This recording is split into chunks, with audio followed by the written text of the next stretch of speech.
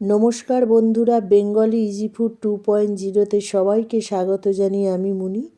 আজ একদম অন্য ধরনের একটা রেসিপি শেয়ার করব, একদম নতুন। এই যে দেখুন কত সুন্দর একটা বড়া। এটা হচ্ছে বাঁধাকপি দিয়ে তৈরি করেছি। ভিডিওটা সম্পূর্ণ দেখুন, আশা করি ভালো লাগবে। এই যে একটা বাঁধাকপি নিয়েছি, এটা সাইজ একটু বড়, ছোট পেলে ভালো হয়, ওই জন্য পাশে একটা আধটা করে পাতা একটু বাদ দিয়ে দিচ্ছি, ছোট হলে খুব ভালো হয়।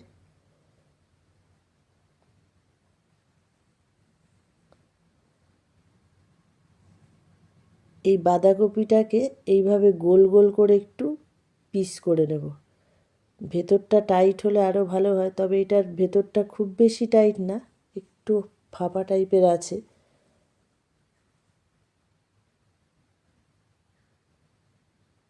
এইভাবে গোল গোল করে বাঁধাকপিটাকে আমি কেটে নেব। খুব সুন্দর একটা আইটেম, একদম নিরামিষ আইটেম। খেতেও সুন্দর লাগে, দেখতেও সুন্দর লাগে, বানাতেও খুব অল্প সময় লাগে। এই যে গোল গোল করে কেটে নিয়ে আমি ভালো করে ধুয়ে নিয়েছি। এরপরে গ্যাসটা জ্বালিয়ে কড়াটা বসিয়ে দিলাম, জল দিয়ে দিলাম। বাঁধাকপিগুলোকে একটু সিদ্ধ করে নেব, তার জন্য পরিমাণ মতো জল দিয়ে সামান্য একটু নুন দিয়ে দিচ্ছি।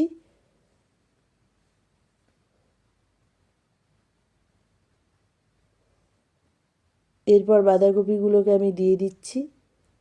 খুব বেশি সিদ্ধ করব না, একটু জাস্ট ভাপিয়ে নেব গরম জলে। আর এইদিকে আমি একটা ব্যাটার তৈরি করে নেব বেসন দিয়ে। বেসন নিলাম, তার মধ্যে একটু কালো জিরে দিলাম আর একটু নুন দিলাম, দিয়ে শুকনো অবস্থায় ভালো করে মিক্সড করে নেব বেসনটাকে। বাঁধাকপির পরিমাণ অনুযায়ী বেসনটা নেব। এরপর জল দিয়ে আস্তে আস্তে চপ ভাজার জন্য যেরকম ব্যাটার তৈরি করতে হয় বেসনের, সেরকমভাবেই আমি এইটাকে তৈরি করে নেব। এই যে এইরকম আসবে, এটাকে তৈরি করে নিলাম। আর একটা মশলা আমি তৈরি করে নিচ্ছি। তার জন্য কাঁচা লঙ্কা দিলাম, টমেটো কুচিয়ে একটু দিলাম, আর একটু আদা কুচিয়ে দিলাম, দিয়ে একটা মশলার পেস্ট বানিয়ে নেব। আর এই দিকে আমার বাঁধাকপিটা সিদ্ধ হয়ে গেছে। ওই বেসনের যে ব্যাটারটা তৈরি করেছি তার মধ্যে এই বাঁধাকপিগুলোকে আমি দিচ্ছি। একটু একটু ছেড়ে গেলেও ভালো করে চেপে বেসনের মধ্যে দিয়ে দিলে তারপরে বেসনের ওটা আটকিয়ে যায়। আর এদিকে কড়াটায় আমি তেল দিয়েছি, সাদা তেল, যেটা রিফাইন তেল দিলাম, দিয়ে তেলটাকে খুব ভালো করে গরম করে একটা একটা করে বাঁধাকপি বেসনে চুবিয়ে চুবিয়ে তেলের মধ্যে ছাড়ছি। ভালো করে বড়াটাকে ভেজে নেব।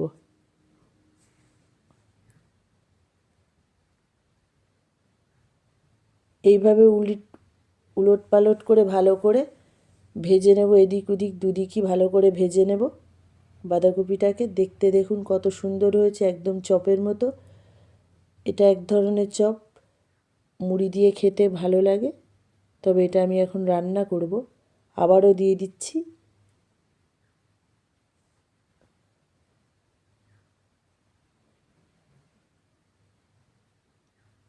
বাঁধাকপি একটু ভাপালে ওর একটু খুলে খুলে যায়, তবে ভালো করে চেপে বেসনের যে ব্যাটারটা তৈরি করা হয় সেটা যদি খুব পাতলা না করে, আবার মোটাও না, একটা মাঝামাঝি তৈরি করে এইগুলোকে চেপে একটু বেসনের মধ্যে এদিক ওদিক চুবালেই আটকিয়ে যায়, খুলে আর যায় না। তারপরে তেলে দেওয়া যায়, খুব সহজ জিনিসটা। রান্নাটাও করতে খুব অল্প সময় লাগে, খরচও অল্প লাগে, দেখতেও সুন্দর লাগে, খেতেও খুব সুন্দর হয়।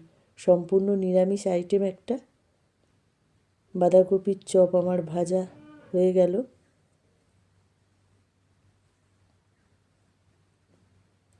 এই চপটাকে এই যে দেখাচ্ছি, কত সুন্দর দেখতে হয়েছে। এরপর এই যে সাদা তেলটা আছে, তেলটাকে আমি সরিয়ে দেবো। এই তেলে আমি রান্নাটা করব না। যে কোনো রান্না সর্ষের তেলে খুব সুন্দর ভালো খেতে হয়, টেস্টটাও খুব সুন্দর থাকে। সাদা তেলটাকে আমি তুলে সর্ষের তেল দিলাম। দিয়ে তেলটাকে খুব ভালো করে গরম করে নিলাম। নেওয়ার পর একটু জিরে ফোড়ন দিলাম আর 2-3টে তেজপাতা দিলাম। দিয়ে ওই যে মশলার যে পেস্টটা বানিয়ে রেখেছিলাম, কাঁচা লঙ্কা, টমেটো, আদা, সেই পেস্টটাকে আমি দিয়ে দিলাম। দেওয়ার পরে ওই মিক্সির বাটিটা ধুয়ে সামান্য একটু জল দিলাম, দিয়ে খুব ভালো করে মশলাটাকে মিক্সড করব। একটু লো ফ্লেমেই কষিয়ে নেব মশলাটাকে।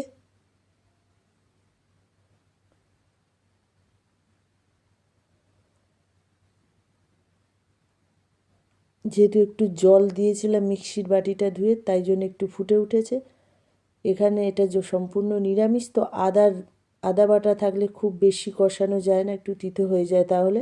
ওই জন্য লো ফ্লেমে অল্প একটু কষিয়ে ওই মিক্সির বাটিটা একটু জলও দিয়ে দিয়েছিলাম যাতে পোড়া না লাগে। আর প্রয়োজন মতো হলুদ, নুন, জিরের গুঁড়ো, একটু চিনি সমস্ত দিয়ে মশলাটাকে আমি ভালো করে কষিয়ে নেব।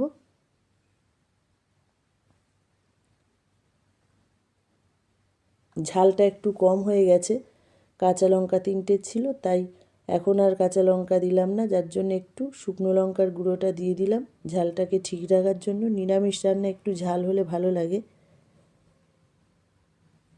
মশলার গা থেকে তেল ছেড়ে দিয়েছে, এই যে।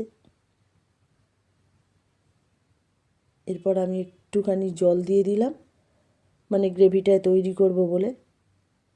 জলটা ফুটে উঠলে, ঝোলটা টকবক করে ফুটছে, এই সময় আমি বাঁধাকপির বড়াগুলোকে দিয়ে দিচ্ছি।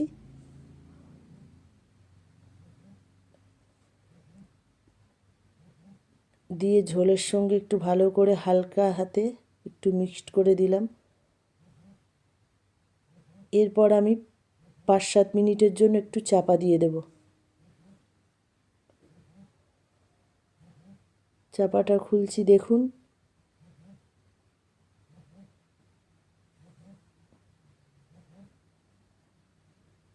কত সুন্দর হয়েছে।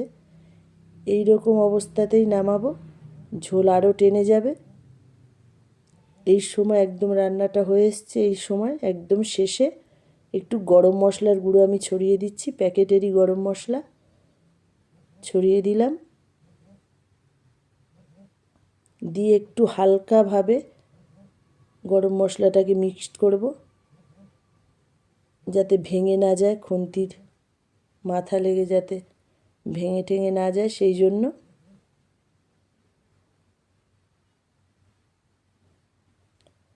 রান্নাটা আমার হয়ে গেছে। ভিডিওটা ভালো লাগলে একটা সাবস্ক্রাইব করে পাশের বেল আইকনটি প্রেস করে অল করে রাখবেন নেক্সট ভিডিও সবার আগে দেখার জন্য। ফেসবুক থেকে দেখলে অবশ্যই পেজটিকে ফলো করে রাখবেন।